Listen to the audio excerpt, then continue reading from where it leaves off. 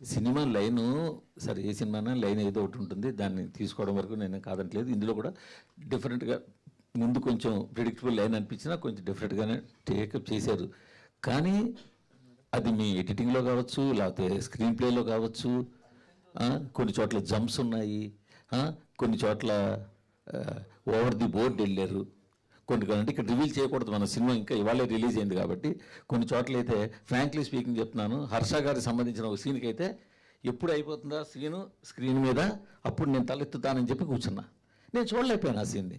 ఎందుకంటే ఇప్పుడు ఒక యంగ్ లవ్ స్టోరీలో అంత క్రూయాలిటీ చూపించాల్సిన పని లేదు కదా. అది చూసుకోవాలి కదా మీరు. మన టార్గెట్ ఆడియన్స్ ఎవరు, వాళ్ళు చూడాలి కదా, వాళ్ళు ఇబ్బంది పడకూడదు కదా అన్నది చూడాలి.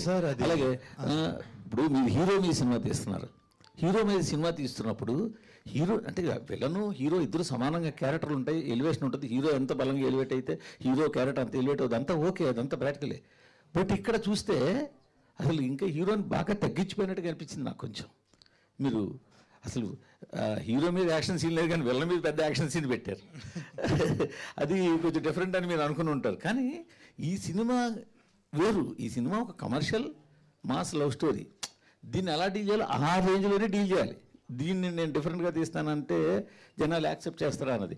మీరు రివ్యూస్ని స్టాండర్డ్స్ని ఎట్లయితే మీరు ఇంటర్నేషనల్ స్టాండర్డ్స్లో రివ్యూస్ లేవని మీరు అంతే అని ఉండొచ్చు, బట్ అదే స్టాండర్డ్స్లో సినిమా కూడా ఉండాలి కదా. అది నేనేది లేదు సార్. ఒకటి మీరు చెప్పిన పాయింట్లో సార్, నేను ఫస్ట్ ఒక డైరెక్షన్ అన్నది మొదలుపెట్టినప్పటి నుంచి ఫస్ట్ దాంట్లో సెకండ్ దాంట్లో నాకు ఇలాంటి ఇంటెన్స్ సీన్స్ చూపించడం ఇష్టము సార్.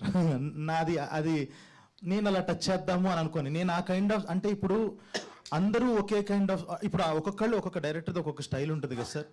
నేను అలాంటి ఒక హార్డ్ హిట్టింగ్ సీను, ఒక డిస్టర్బింగ్ సీను ఇలాంటిది ఉండాలి అంటే ఉండాలని కాదు, కానీ నా కథలో నేను రాసుకునేటప్పుడు నేను అలాంటివి తీసుకొని చేస్తాను సార్ నేను అది. సో అదొకటి. జస్ట్ లైక్ ఒక అంటే స్టేక్స్ పెరుగుతూ వెళ్తూ it should be disturbing and highly ఎమోషనల్లోకి వెళ్ళాలి. నా సినిమాలో కేర్ తీసుకునే ప్రాసెస్లో చేయబడింది సార్ ఇది. అండ్ ఇంకొకటి విలన్ క్యారెక్టర్ దాంట్లో కూడా సార్ ఒకటి చెప్పింది ఏంటి అంటే, ఫస్ట్ హాఫ్ అంతా ఒకటి చూపించి సెకండ్ హాఫ్ ఇంటర్వెల్కి వాడు కూడా జస్ట్ లైక్ మనకి ఇప్పుడు ఏదైతే ఉందో ఇంకా సెకండ్ హాఫ్లో విలన్ క్యారెక్టర్ ఎస్టాబ్లిష్ చేసిన తర్వాత ఆ ఫైట్, ఆ క్యారెక్టరైజేషన్ ఎందుకు అని అనుకున్నానంటే సార్, వెరీ బేసిక్ థింగ్ అది.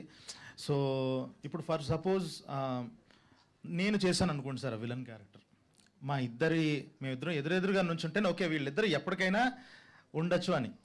ఆయనలో మెంటల్లీ హీఈస్ విక్డ్. ఆ క్యారెక్టర్ అది ఉన్నా కూడా ఆయన ఫిజికల్లీ ఎంత స్ట్రాంగో అది చూపించడానికి తన యొక్క స్ట్రెంగ్స్ అంతా ఒక 15 minutesలో చూపించాయి. ఎలా అయితే హీరోకి మనం చూపించడానికి ఒక గంట 20 నిమిషాలు హీరోని మొత్తం ఎస్టాబ్లిష్ చేసి వాళ్ళకి అది చూపించాము, విలన్ది నేను ఒక 20 నిమిషాలు తీసుకున్నా.